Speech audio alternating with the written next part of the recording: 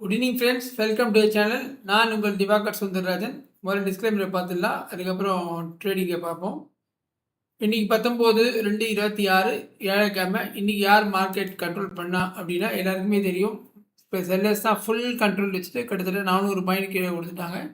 இன்ட்ராடேலேருந்து பார்க்கும்போது கண்டிப்பாக 400 பாயிண்ட் வந்துருச்சு. ஸோ 3 நாள் எடுத்த கெயினை, திங்கள் செவ்வாய் புதன் 3 நாள் எடுத்த கெயினை இன்றைக்கி மொத்தமாக காலி பண்ணியாச்சு. இதை பாருங்க, இங்கே தான் திங்கள் ஓப்பன் ஆச்சு. 25,446 ஓப்பன் ஆகி 25,887 முடிஞ்சுது. திருப்பி இன்றைக்கி மார்க்கெட் அதே இடத்துக்கு வந்துருச்சு. ஸோ எங்கே பேக் டு ஸ்கைக்கு வந்துருச்சு. இப்போ முழுக்க இன்றைக்கி வந்து செல்லர்ஸ் கண்ட்ரோலு. நம்மளோட 2வது பாயிண்ட், இன்றைக்கி என்ன ஆப்பர்ச்சுனிட்டி கிடச்சிது. இன்றைக்கி மார்னிங் மார்க்கெட் வந்து ஒரு கேப் அப்பில் ஓப்பன் ஆச்சு.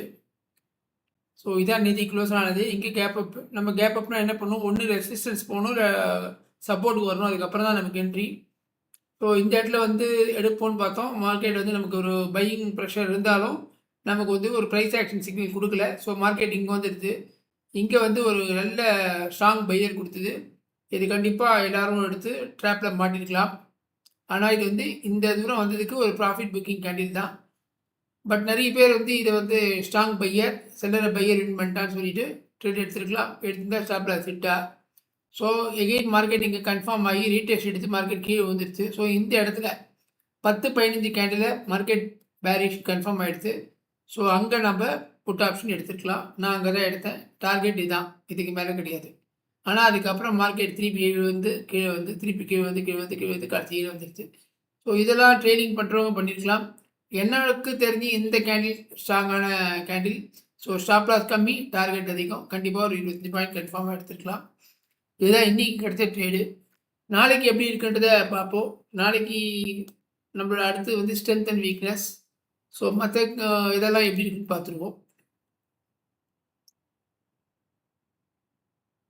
ஃபஸ்ட்டு பேங்க் நிஃப்டி பார்த்துருவோம்.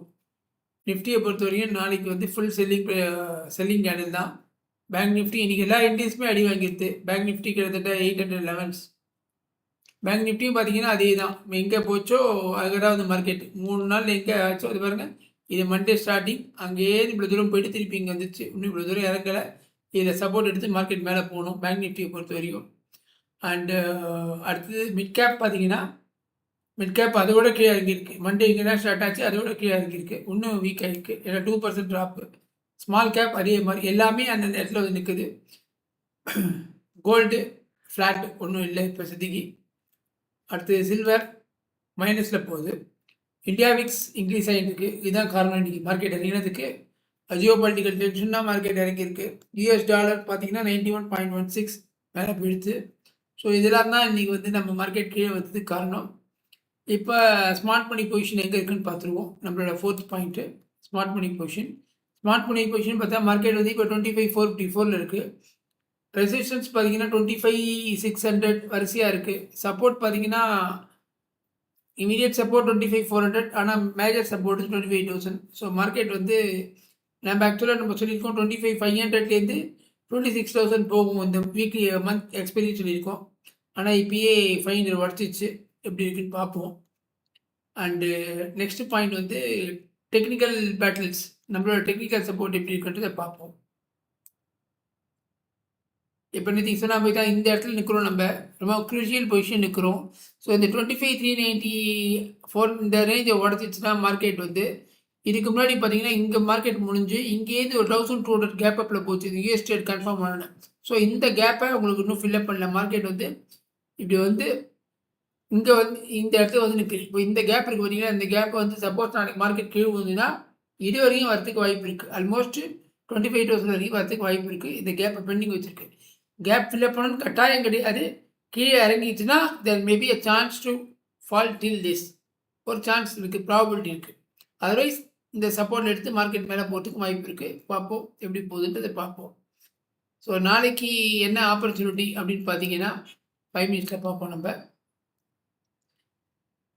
ஸோ இப்போ நம்ம எதுவுமே சொல்ல முடியாது. மார்க்கெட் பேரிஷில் தான் இருக்குது. ஸோ நாளைக்கு மார்னிங் சப்போர்ட் எடுத்து மேலே போகுதுன்னு பார்ப்போம். இல்லை ஏன்னா இப்போ கரெக்டான சப்போர்ட் நிற்குது. சப்போர்ட் எடுத்து ஒரு 15 மினிட்ஸ் ஆன அப்புறம் தான் நம்ம பொசிஷன் தர முடியும்.